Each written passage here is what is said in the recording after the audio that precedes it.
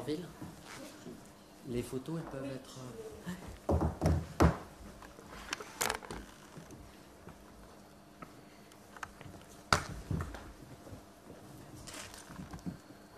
Mesdames et messieurs les journalistes, avant toute chose, je tiens à exprimer toute ma compassion, très sincère, à la famille de la jeune Morgane, à ses parents, ses frères et sœurs et à celles et ceux qui la connaissent à Pabu, Guingamp, Grasse et ailleurs. L'enquête est couverte, vous le savez, par le secret, mais la loi me demande de rendre public des éléments pour éviter la propagation d'informations inexactes ou lorsqu'un autre intérêt public le justifie. Ici, c'est bien entendu la nécessité de retrouver Morgane Révoil, qui est née le 23 décembre 2010 à Pabu et a disparu il y a déjà une semaine.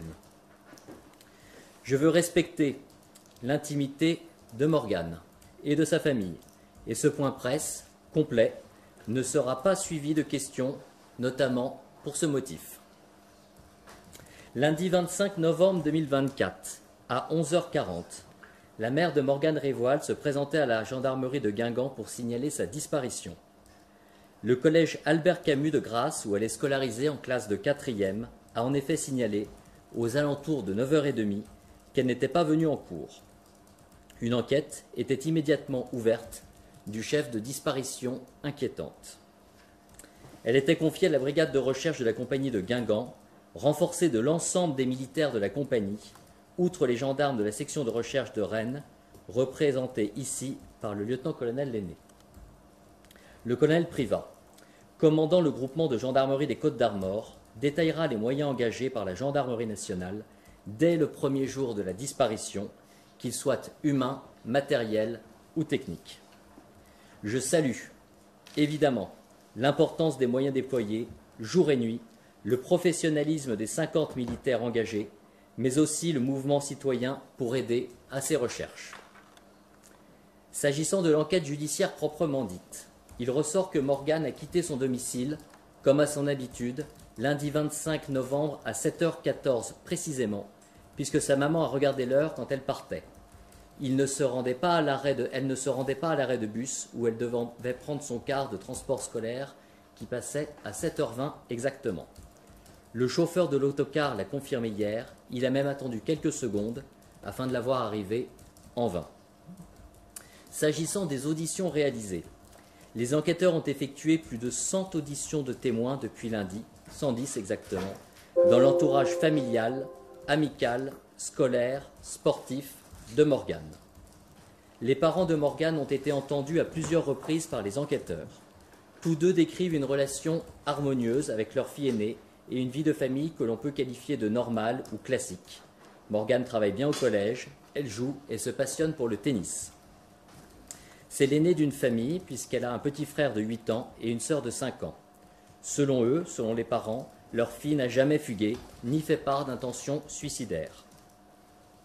Un différend familial est intervenu dans le courant du week-end, samedi 23 novembre au soir, au sujet d'un usage excessif des réseaux sociaux par Morgane. À cette occasion, son père intervenait et cassait son téléphone portable en le jetant au sol et prenait sa carte SIM pour l'insérer dans son propre téléphone le lendemain. Les différends ayant pu avoir lieu avec ses parents prenaient d'ailleurs quasiment toujours leur source dans l'utilisation trop importante de son téléphone portable et des réseaux sociaux par Morgane. Dans la journée du dimanche 24 novembre, Morgane restait au domicile et aucun incident n'était signalé. Son père, chauffeur de taxi de profession, travaillait l'après-midi et en soirée car il était d'astreinte. S'agissant du matin de la disparition, les parents de Morgane étaient occupés à se préparer. Elle partait en leur disant au revoir, sachant qu'une réunion parents-professeurs devait se tenir le soir même au collège. Interrogés par les gendarmes, ils estiment que leur fille est débrouillarde, mais sans qu'il ne soit dans ses habitudes de rentrer tard, ni même de découcher. Elle n'a pas de carte bancaire, elle ne prenait ni argent, ni vivres, ni affaires de rechange.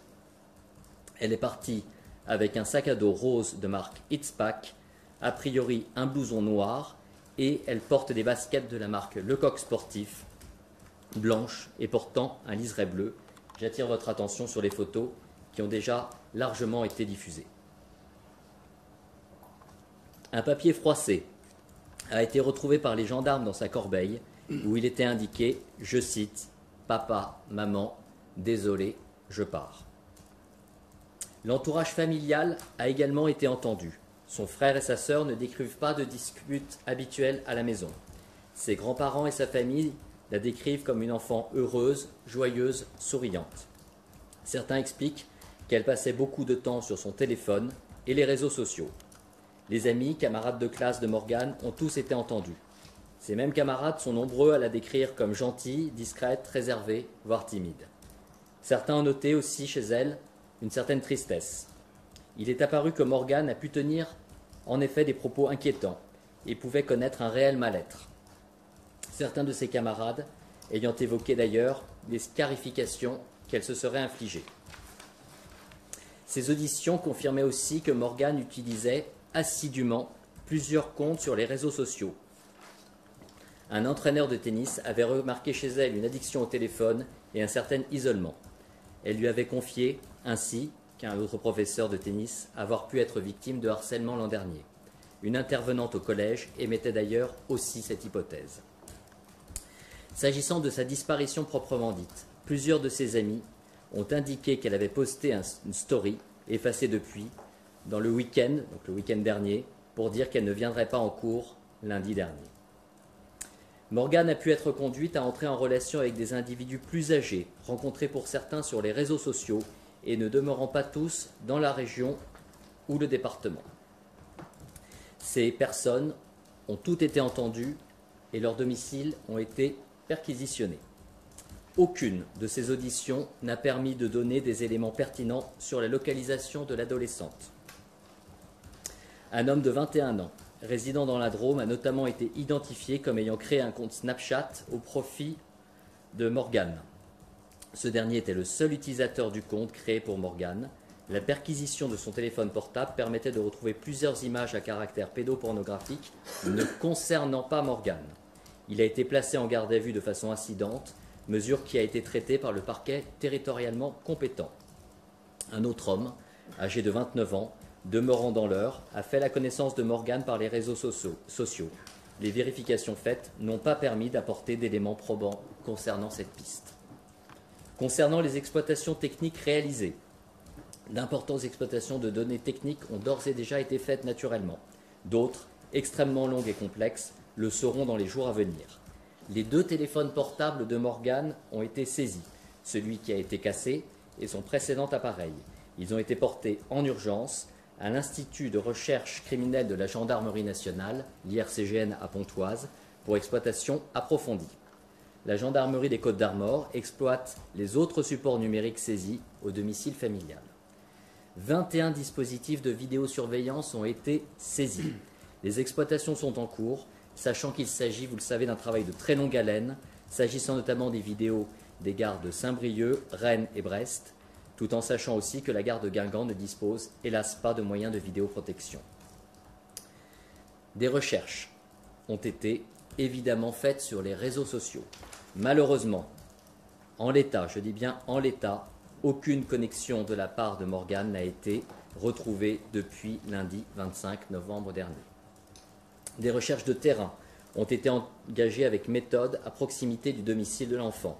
Le colonel Privat détaillera les recherches effectuées dans la campagne, les bois, mais également dans la rivière, le Trieux et dans les plans d'eau alentours par des unités spécialisées. De très nombreux citoyens volontaires, environ 800, se sont joints spontanément à cet effort de recherche, notamment vendredi. Du porte-à-porte méthodique a été organisé dans les logements situés à proximité de l'ensemble des logements vacants de la cité Castelpic à Guingamp ont été systématiquement visités. Concernant les appels à témoins réalisés, près de 100 signalements sont parvenus à la gendarmerie. Ils entraînent évidemment systématiquement des vérifications approfondies. Vous l'aurez compris, à ce stade, toutes les pistes sont envisagées. Aucune n'est privilégiée et certains axes de travail et de recherche ne peuvent pas être davantage explicités ici afin de ne pas nuire aux investigations en cours. Le 8e jour de la disparition de Morgane coïncidera demain avec la fin du temps de l'enquête de flagrance qui offre au parquet et aux enquêteurs des pouvoirs coercitifs importants. Au regard de l'importance du travail à poursuivre, j'ai décidé d'ouvrir une information judiciaire et donc de saisir, cet après-midi, un juge d'instruction pour recherche des causes de la disparition de Morgane. Les investigations vont donc se poursuivre sous son autorité afin de permettre de retrouver le plus vite possible Morgane. Je tiens aussi à saluer la mobilisation des gendarmes de notre département qui ont vraiment fait tout ce qui devait l'être, ne comptant jamais leurs efforts.